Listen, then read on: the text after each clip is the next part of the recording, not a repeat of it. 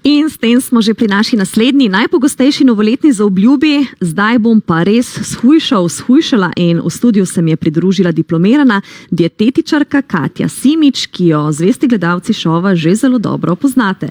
Katja, pozdravljena. Ja, prej smo govorili o opuščanju kajenja, zdaj govorimo o hujšanju, ena od najpogostejših novoletnih zaobljub. Zdaj, če začneva najprej pri, bom rekla, kar vaših varovancih, zakaj se zdi, da je nekaterim morala zdaj tik pred koncem padla? Dolg časa so oni zdaj že noter, to je treba vedeti. Pogrešajo svoje domače, pogrešajo prijatelje. To so ponovadi tisti ljudje, ki nam stojijo ob strani, kadar se lotevamo nekih sprememb. Oni so v bistvu eno izmed najtežjih odločitev v svojem življenju, res prepuščeni bili sebi, nekim neznancem. Zdaj so res ratali že prijatelji. Obenem so sotekmovalci, tako da to je tukaj res ena taka izredna razmera. Ampak zdaj na koncu bi bo treba najbolj stisniti se, najbolj potruditi, najbolj grist. Vse stiskajo. Orang stiskajo, je pa res, da pač včasih mogoče tudi lažje zdaj že pokažejo, da so tudi oni ranljivi, tudi oni so se malo mogoče en pred drugim sprostili pred nami in stiskajo pa definitivno zdaj bolj, kot so prej, čeprav mogoče ni videti. Katja, tisti, ki so se za dieto oziroma za hujšanje odločili s 1. januarjem, verjetno krize še nimajo, ta bo nastopila malce kasneje. Predvsem se hitro pojavi težava takrat, kadar nimamo nekega jasnega načrta. Recimo, s kakšnimi težavami se ljudje, ki začnejo hujšati, pa zdaj ne glede na to, ali gre to za novoletno zaobljubo, ali gre to za odločitev skozi celo leto, katera recimo tista najpogostejša težava, s katero se na tej poti srečujejo? Ja, ravno to, da v bistvu se lotiš nečesa tazga brez načrta. Da kar misliš, da sam zato, ker imaš ti ful močno željo, ali pa ti mogoče celo zdravnik rekel, da moraš narediti, ali pa okolica, ne vem, žena, kdorkoli, kar misliš, da je to že dovolj, ampak v bistvu ni. Zaradi tega, ker ti imaš to, te prehranjevalne navade so sploh zelo globoko zakoreninjene v nas. V bistvu jemo celo življenje, 3-krat, 4-krat, 5-krat na dan od dojenčka, od majhnega in to je ena stvar, ki jo je res zelo težko spremeniti. In potem, če se lotiš tega naivno in če misliš, da bo tebe ta tvoja neka motivacija kar prepričala, te ne bo. Res je pomembno napisati nek načrt. In mogoče te, ki so 1. januarja začeli hujšati vprašanje, mogoče so pa že zdaj tudi v krizi, ker so gotovili, da ni šlo čisto, kar so si zamislili.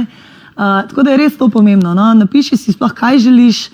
Shujšati 10 kg je ful preveč širok cilj, to je pot dolga. To ni tako, mogoče naši tekmovalci so zdaj dali ljudem upanje, da bo to tudi doma ratalo tako na hitro, ampak bo res malo težje in to je cilj za 5 mesecev, za do poletja recimo. In je pomembno, da imaš to nekako črno na belem napisano, da potem aprila, ko si mogoče šle na -4 kg, ni kar nekrat panika in to pa mene uspeva. V bistvu ti, zelo dobro. Ja, ljudje se tudi morda premalo zavedajo, da ne vem, redil sem se 10-20 let, pol pa pričakuje, da bo izhujšali v 3 mesecih. Ne gre, ne gre.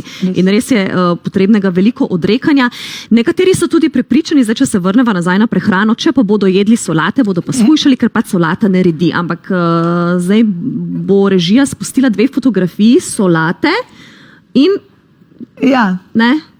sploh ne vem, v bistvu, kaj je to, solatni krožnik z ogromno mesa oziroma neka mesno-solatna plošča.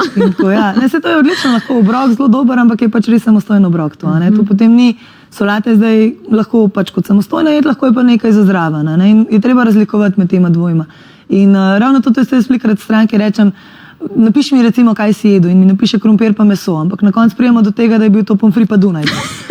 Se pravi, ni to čisto eno in ni tako, kot tudi solata, ni kar solata. Pomembno je, s čim si jo zabelo, a si zdaj res uporabil žličko olivnega olja, bučnega olja, nekega kvalitetnega olja. Ali si dal gor ocvirke? Ja, recimo, ali pa 3 jajčka, avokado. Zelo veliko za ljudi avokado jejo, ker res čisto ok, ampak en avokado cel ima lahko kar precej veliko kalorij. Če je to nek dodatek zraven, pa zraven še meso, pa še jajček, pa še preliv, je to kar konkreten, ni to več solata. Točno tako, kar konkretna kalorična bomba. Ja, marsikaj lahko v teh solatnih prelivih, če prevečkrat posežemo po takih, lahko preprečujejo hujšanje. Torej moramo tudi pri nekih dodatkih, ki sicer so videti nepomembni, precej biti pazljivi, Ja, pri prilivih sploh, a ne, to je kar precej velika količina, lahko že samo olje recimo je tudi kalorično, a ne.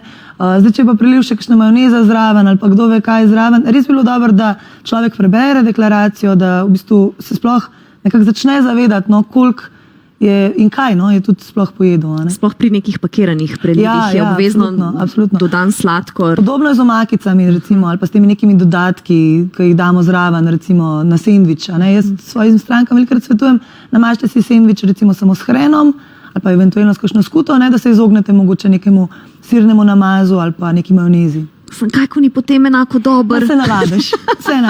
To je tudi res. V nadaljevanju v studiu prihajata tudi dva člana veganskega društva.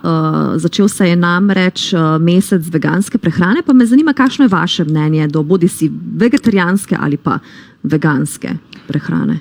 Prehrana je tako, da v bistvu edina stvar, ki jo res moramo vnašati v svoj organizem, so hranila.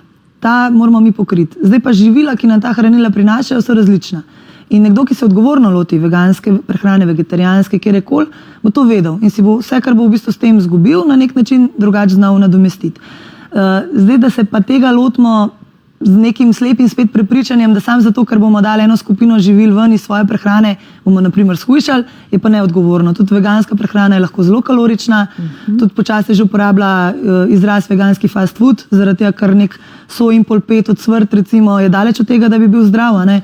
Tako da moramo res nekako z glavo se tega lotati. No, potem pa, če človek odgovoren, zakaj ne? Če v to verjame, če se boljš počuti s sabo in s tem, absolutno. Se pravi, tudi vegetarijanska oziroma veganska prehrana ni nujno, da je zdrava. Ne. Je vse odvisno tudi od naše lastne presoje in kaj. Tako kot vse je, da prehrana ni nujno nezdrava, tako obratno velja tudi enako. Ne? Najlepša hvala za pogovor. Katja, želim ti veliko zdravja in zdravih obrokov v letu 2018.